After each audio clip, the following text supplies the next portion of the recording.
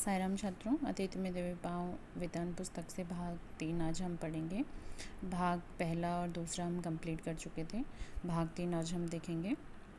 छात्रों, मैंने आपको पहले भी बताया था कि जो पूरा पाठ है वो सिंधु सभ्यता पर आधारित है। सिंधु सभ्यता कैसी सभ्यता थी, क्या कुछ यहाँ मिले, कैसे लोग यहाँ पर रहते थे, सभ्यता का किस तरह से विनाश कैसे हुआ, ये भी हम आगे देखेंगे। तो आइए पढ़ते हैं। लेखक कह रहे हैं कि ज़्यादा कुएं यहाँ पर देखने को मिलते हैं। मोहनजोदड़ो के सभी खंडरों की खुदाई करने वाले पुरातत्ववेदा संक्षिप्त नाम दे दिया है, जैसे DK हल्का दीक्षित, काशीनाथ की खुदाई।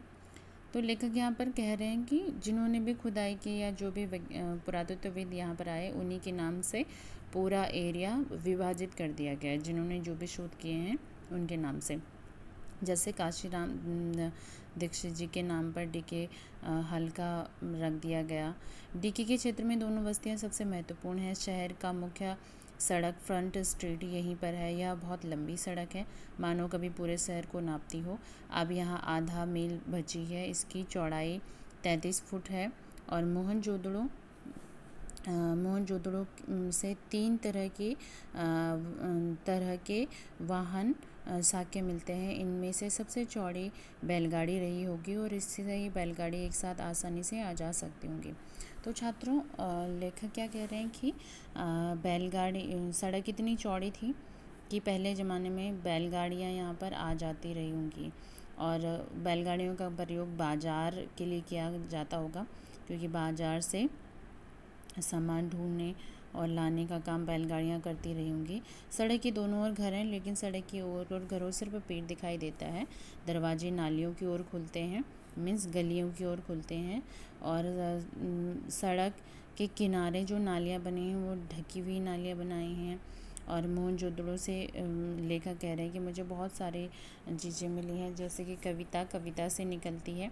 कलाओं की तरह वास्तुकला में भी कोई प्रेरणा चेतन अचेतन ऐसे ही सफ़र करती है। सो वैसे ही यहाँ पर भी सभ्यता से ही बहुत कुछ देन मिली है। और आज अगर मैं कहूँ कि आज ये सभ्यता जीवित होती तो शायद हमारे जो मेट्रो सिटीज़ हैं उनकी स्थिति और बेहतर होती। तो लेखक क्या करी, चौड़ी सड़कें होती थी, मीन्स जो वाहन हैं वो आपस में आ जा सके। और किस तरह से जो नालियाँ थी वो ढकी हुई नालियाँ थी, मीन्स निकासी का जो था वो पूरी तरह से व्यवस्थित थी, जो कि आज के समय में अगर मैं कहूँ कि सिविल लाइन की जो व्यवस्था देखी जाती है वो भी हम देखते हैं।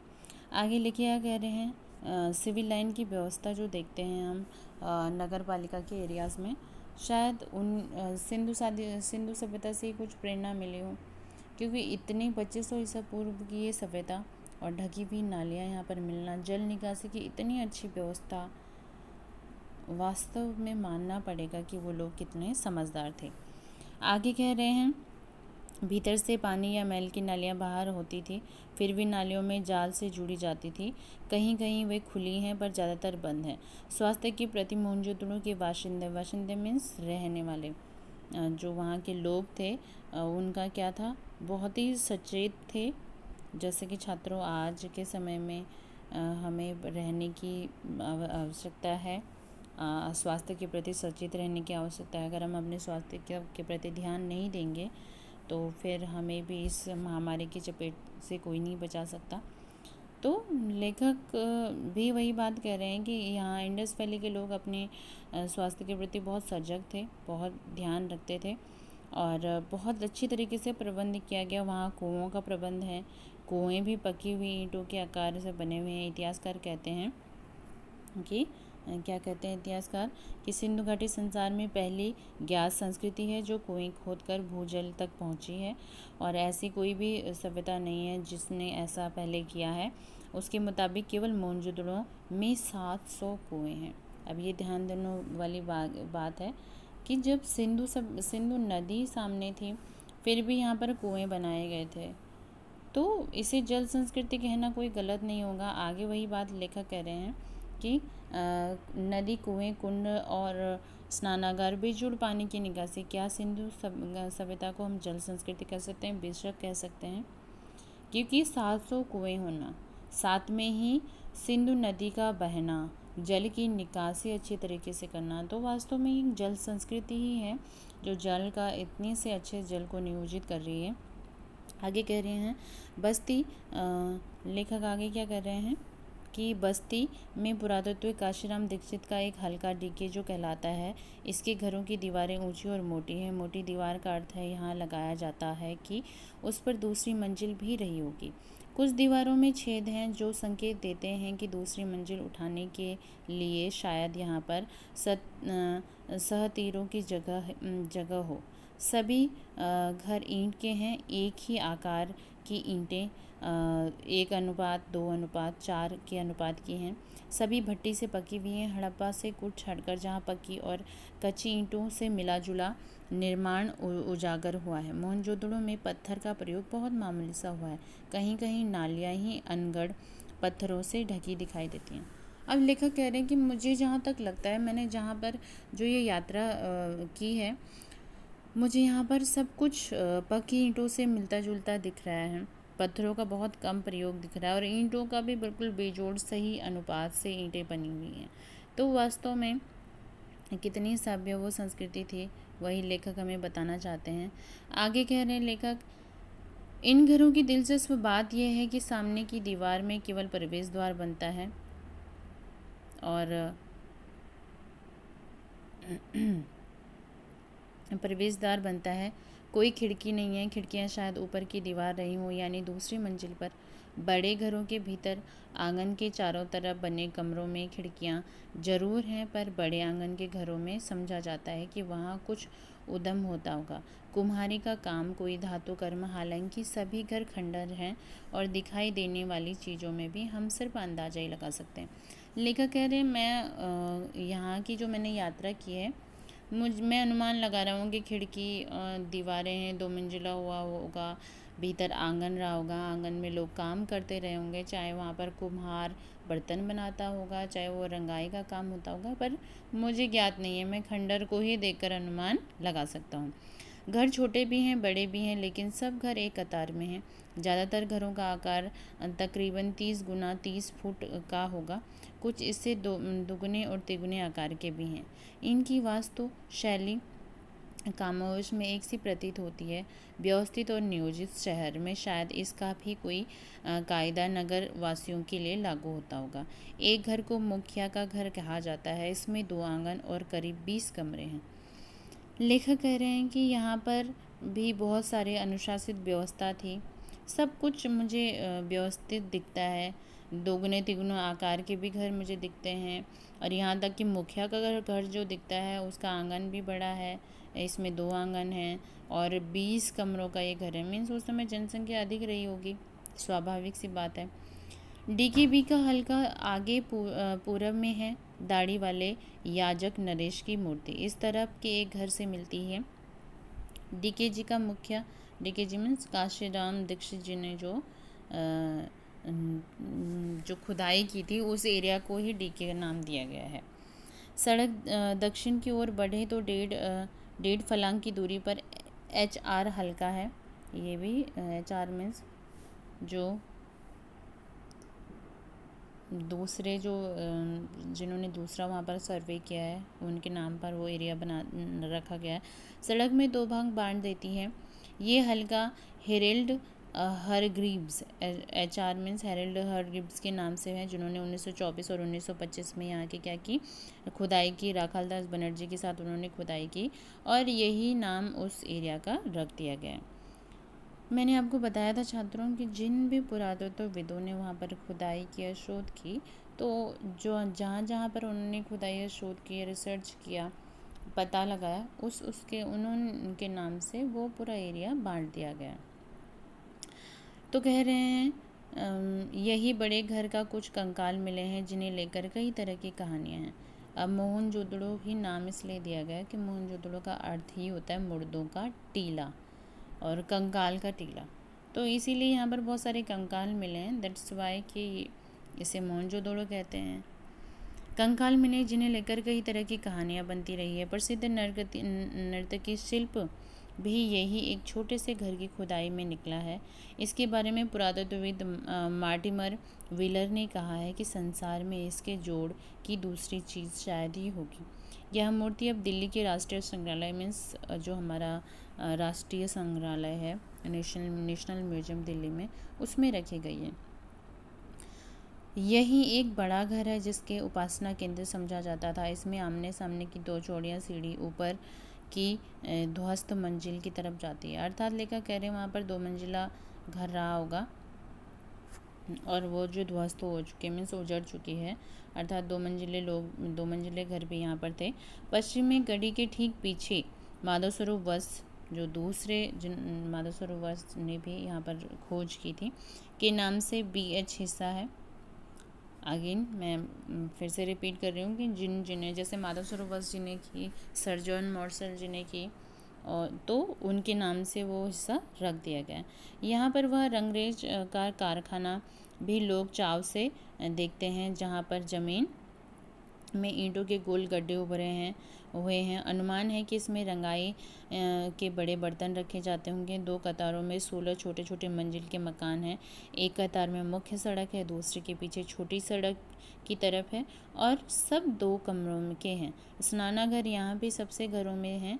बाहर बस्ती में कुएं सामूहिक प्रयोग के लिए हैं। ये कर्मचारी या कामगारों के घर रहे होंगे। अब लेखक कह रहे हैं जो माधव स्वरूप वत्स ने जिस एरिया का खोज किया है, शोध किया है, तो ये अनुमान उन्होंने लगाया कि यहाँ पर रंगाई का काम करते होंगे, अर्थात कपड़ों में रंग होता होगा, और ये उन्हीं कर्मचारियों का ये घर रहा होगा। और कमरे बिल्कुल छोटे छोटे हैं, और उनके लिए जो वॉशरूम की व्यवस्था भी घर के अंदर थी। कुएं का पानी वो पीने के लिए प्रयोग करते थे। आगे कह रहे हैं मोहनजोदड़ो में कुओं कुछ छोड़कर लगता है कि जैसे सब कुछ चौकोर आयत के हों।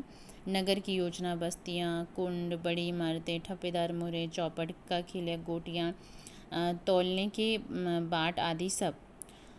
छोटे घरों में छोटे कमरे समझ में आते हैं, पर बड़े घरों में छोटे कमरे देखकर अचरज होता है। इसका एक अर्थ तो यह लगाया जा सकता है कि शहर की आबादी काफ़ी रही होगी। दूसरी तरफ यह भी विचार सामने आया है कि बड़े घरों में निचली मतलब भूतल, सबसे जो नीची मंजिल है, ग्राउंड फ्लोर जिसे हम कह सकते हैं, या जो ज़मीन के ऊपर, सॉरी ग्राउंड फ्लोर तो नहीं करेंगे, पर जो ज़मीन के ऊपर है, मीन्स फर्स्ट फ्लोर कह सकते हैं, मंजिल में नौकर चाकर रहते होंगे। ऐसा अमेरिकी जो है नृत्य शास्त्री ग्रेगरी पोसेल का मानना है। बड़े घरों में आंगन चौड़ी सीढ़ियाँ हैं। कुछ घरों के ऊपर की मंजिल के निशान हैं, पर सीढ़ियाँ नहीं हैं। शायद यहाँ लकड़ी की सीढ़ियाँ रही होंगी जो कि कालांतर में नष्ट हो गई हैं। संभव है ऊपर की मंजिल में ज़्यादा खिड़कियाँ, झरोके और साज सजा रही होगी। लकड़ी की इस्तेमाल भी बहुत संभव है, पर पूरे घर में होता हो। कुछ घरों में बाहर की तरफ सीढ़ियों के संकेत हैं। यहाँ शायद ऊपर से नीचे अलग अलग परिवार रहते हों। तो लेखक कह रहे हैं कि घरों की बनावट इस प्रकार मुझे देखी गई है कि शायद यहाँ पर लोगों की एक तो जनसंख्या थोड़ा ज़्यादा रही होगी, 2 मंजिले घर रहे होंगे, और जो सबसे पहली मंजिल रही होगी उसमें नौकर चाकर रहते होंगे। ऊपर की मंजिलों में वो लोग स्वयं रहते होंगे, और लकड़ी का इस्तेमाल भी घर को बनाने के लिए किया गया है। और जैसे 2 परिवार अलग अलग रहते हैं तो उनके लिए सीढ़ियाँ भी अलग अलग इस्तेमाल के लिए किया गया है। तो इस तरह से एक अजब ही बनावट उनके घरों की थी। मानव सोची समझी ये सभ्यता तैयार कर रही थी अपने घरों को। आगे कह रहे हैं छोटे घरों में बस्ती छोटी संकरी सीढ़ियाँ हैं, उनके पायदान भी ऊंचे हैं। ऐसी जगह की तंगी की वजह से होता होगा। अब तंगी की वजह से मीन्स जनसंख्या ज़्यादा रही होगी तो कंजस्टेड वो एरिया हो गया होगा। गौर किया कि मोहनजोदड़ो के किसी घर में खिड़कियों या दरवाजा पर छज्जों के चिन्ह नहीं। गर्म इलाकों के घरों में छाया के लिए यह आम प्रावधान है। आप सभी को पता है कि हम अपने घरों में खिड़कियों के ऊपर छज्जे लगाते हैं, परंतु वहाँ पर ये नहीं मिला। तो लेखक क्या कह रहे हैं, क्या उस वक्त यहाँ इतनी कड़ी धूप नहीं पड़ती होगी। मुझे मोहनजोदड़ो की जानी मानी मोहरों के पशु याद हों। शेर, हाथी, गैंडा या मरुभूमि में नहीं हो सकते। क्या उस वक्त यहाँ जंगल भी थे। यह तथ्य स्थापित हो चुका है कि यहाँ अच्छी खेती होती थी। पुरातत्वी शिरीन रत्नागर का मानना है कि सिंधुवासी कुओं से सिंचाई कर लेते थे, क्योंकि मैंने आपको बताया था जो सिंधु प्रदेश है, अभी भी जो सिंधु है वर्तमान पाकिस्तान में, वो थार डेजर्ट में है। परंतु वही लेखक कह रहे हैं कि यहाँ पर सबूत मिले हैं, जैसे शेर का, गैंडे का। तो लेखक कह रहे हैं उस समय क्या यहाँ पर जंगल हुआ होता होगा, क्योंकि डेजर्ट में ये सब होना संभव नहीं है। ये सब जानवर जो हैं, ये शेर, हाथी, गेंडा तो डेजर्ट में नहीं हो सकते। तो हो सकता है उस समय लोग सिंचाई करते होंगे, वहाँ पर खेती होती होगी या जंगल होता होगा।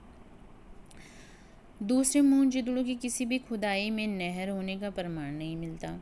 यहाँ पर सिंचाई कुएं से अगर होती थी, परंतु नहर तो यहाँ पर है ही नहीं।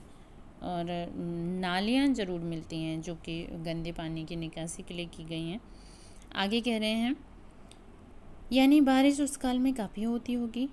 क्या बारिश घटते हुए कुओं का अत्यधिक इस्तेमाल भूजल का प्रयोग भी पहुंच से दूर चला गया है? क्या पानी के अभाव में यह इलाका उजड़ गया है और उसके साथ ही सिंधु घाटी समृद्ध सभ्यता भी?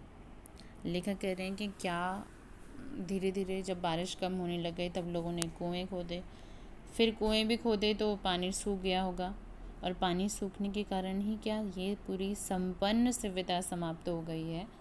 ये रहस्य बना हुआ है। आगे लेखक कह रहे हैं, मोहनजोदड़ो से उस रोज़ हवा बहुत तेज़ बहती थी। किसी भी बस्ती की टूटे फूटे घर, दरवाजे, खिड़की के सामने हम गुजरते तो साई साई की ध्वनि हवा के लय साफ पकड़ लेती आती है। वैसे ही जैसे सड़क पर किसी वाहन के गुजरते हुए किनारे की पटरी के अंतरालों में रह रहकर हवा के लयबद्ध थपेड़े सुनाई पड़ते हैं। लेखक करें कि वहाँ की हवाएं टूटी फूटी खंडरों से हवाएं आ रही थी और मुँह पे ऐसा लग रहा था जैसे हवा थपेड़े मार रही हूँ। सूने घरों में हवा की लय ज़्यादा गूंजती है, इतनी कि कोनों से अंधियारा सुनाई दे रहा हो। यहाँ एक घर से दूसरे घर जाने के लिए आपको किसी घर से बाहर नहीं आना है। आखिर सब खंडहर है, सब कुछ खुला है, अब कोई घर जुदा नहीं है। एक घर दूसरे घर से खुलता है, दूसरा तीसरे से, जैसे पूरी बस्ती एक बड़ा घर हो गया हो। लेकिन घर भी एक नक्शा ही नहीं होता, घर एक संस्कारमय आकार होता है, भले ही वह 5000 साल पुराना घर क्यों ना हो। हमने कमोवेश हर कोई पाँव आहिस्ता उठाते हुए एक घर से दूसरे घर में बेहतर धीमी गति से दाखिल होता था, मानो मन में अतीत को निहारने की जिज्ञासा ही न हो। किसी अजनबी घर में अनाधिकार चहल कदमी, अनाधिकार मीन्स बिना किसी इजाज़त के चहल कदमी का अपराध बोध भी हो। मीन्स लेखक कह रहे हैं कि मुझे ऐसा महसूस भी हो रहा था कि हम किसी के घर में ऐसे ही बिना किसी परमिशन से चल रहे हैं, और मुझे ये अपराध का बोध भी हो, परंतु ये सब क्या थे? खंडर थे। जैसे किसी पराये घर में पिछवाड़े से चोरी छुपे घुस आए जाने पर सब जानते हैं। यहाँ अब कोई बरसने नहीं आएगा या बसने नहीं आएगा, सॉरी। लेकिन मोहनजोदड़ो के हैं यहाँ अब कोई बसने नहीं आएगा। लेकिन मोहनजोदड़ो के पुरातात्विक अभियान की ही खूबी थी कि मिट्टी में इंच दर इंच कंघी कर इस कदर शहर उस गलियों के घरों में को ढूंढा और सहयोग सहेजा है। यह एहसास हर वक्त आपके साथ है। कल कोई यहाँ बसता था, ज़रूर यह आपकी सभ्यता परंपरा है, मगर घर आपका नहीं है। अब लेखक क्या कह रहे हैं? सब कुछ खंडर हो गया है। हर दिन लोग यहाँ पर आते हैं, अतीत को देखने का प्रयास करते हैं, अतीत को महसूस करने का प्रयास करते हैं, अतीत के अंदर झांकने का प्रयास करते हैं, परंतु आपको सब कुछ अनकहा सा महसूस होता है। और यहाँ पर पुरातत्वविद हर दिन नया शोध करते हैं। अब तो शोध करना धीरे धीरे बंद कर दिया है, क्योंकि सिंधु का पानी जो है वहाँ पर कीचड़ दलदल हो रही है।